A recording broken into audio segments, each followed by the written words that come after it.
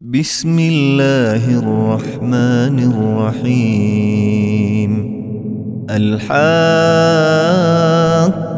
ما الحاقة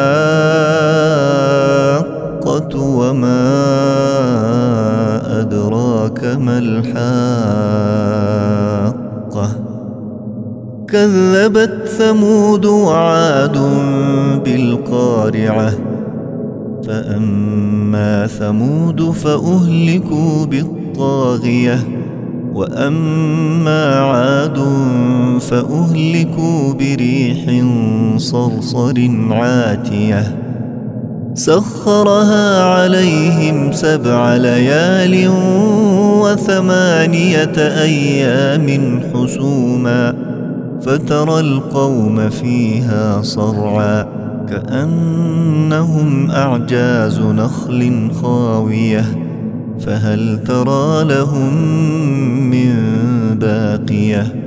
وجاء فرعون ومن قبله والمؤتفكات بالخاطئة فعصوا رسول ربهم فأخذهم أخذة رابية. إنا لما طغى الماء حملناكم في الجارية لنجعلها لكم تذكرة وتعيها أذن واعية. فإذا نفخ في الصور نفخة واحدة وحملت الأرض والجبال فدكتا دكة واحدة فيومئذ وقعت الواقعة وانشقت السماء فهي يومئذ واهية والملك على أرجائها ويحمل عرش ربك فوقهم يومئذ 8. يومئذ تعرضون لا تخفى منكم خافية. فأما من أوتي كتابه بيمينه فيقول هاؤم اقرءوا كتابيه.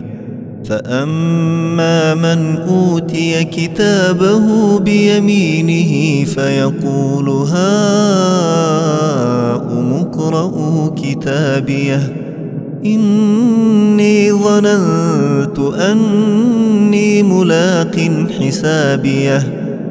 فهو في عيشة راضية في جنة عالية قطوفها دانية كلوا واشربوا هنيئا بما أسلفتم في الأيام الخالية.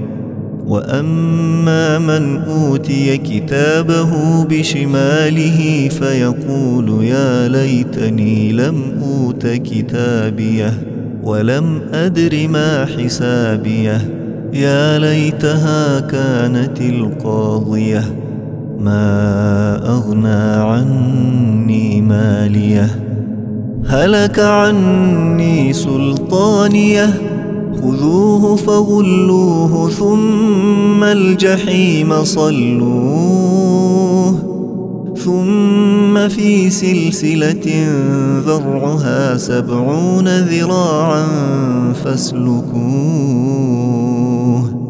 إنه كان لا يؤمن بالله العظيم ولا يحض على طعام المسكين فليس له اليوم هاهنا حميم ولا طعام إلا من غسلين لا يأكله إلا الخاطئون.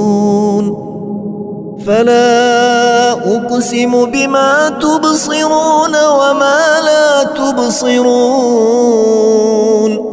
إنه لقول رسول كريم وما هو بقول شاعر قليلا ما تؤمنون